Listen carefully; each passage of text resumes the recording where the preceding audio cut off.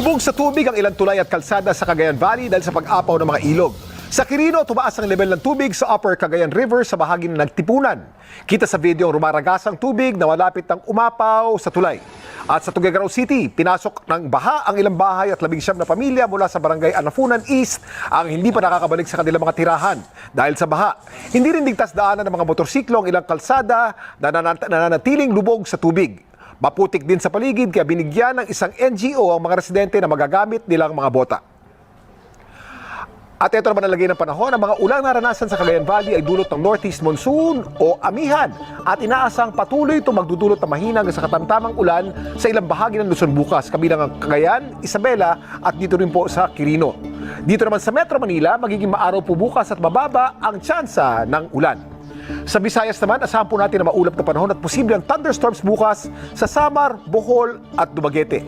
At dito sa Mindanao, tingnan po natin, maging handa po tayo sa maulang panahon bukas dahil naman sa ITCZ o Intertropical Convergence Zone.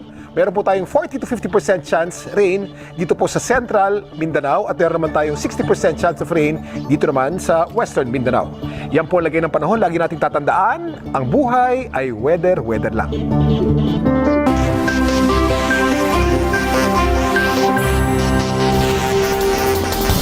Kaunting kaalaman, alam niyo ba na ang salitang koala ay pinaniniwalaang nagmula sa salitang mga aborigine o katutubo sa Australia, nang ibig sabihin ay no drink.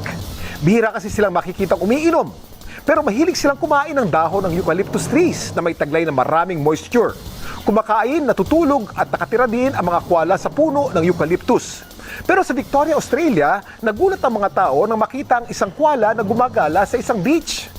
Ngayong summer sa Australia, hindi pinalampas ng koala ang pagkakataong mag-enjoy sa beach. Agaw atensyon sa mga bakasyonista ang koala na gumapang pa sa mga surfboard at nilibot ang baybayin ng Apollo Bay. Pagkatapos magpahinga rin ang koala at umupo sa tubig sa dalampasigan. Napakabihirang makakita ng koala gumagala sa beach, lalo ngayong kumonti ng kanilang populasyon dahil sa wildfires sa Australia noong 2020.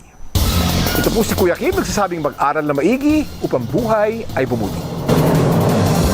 Sa pagbabalik ng TV Patrol, dagdag presyo ng ilang pangunahing bilihin, inaprubahan na ng DTI.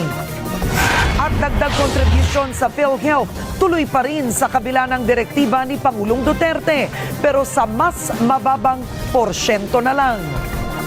Yan at iba pang mga balita sa pagbabalik ng TV Patrol.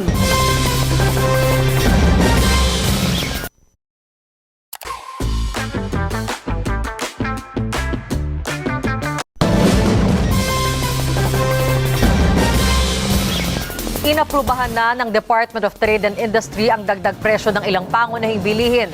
Pero paalala po ng DTI sa mga manufacturer, kailangan munang hintayin na maipublish ang bagong Suggested Retail Price o SRP bago maipatupad ang dagdag presyo.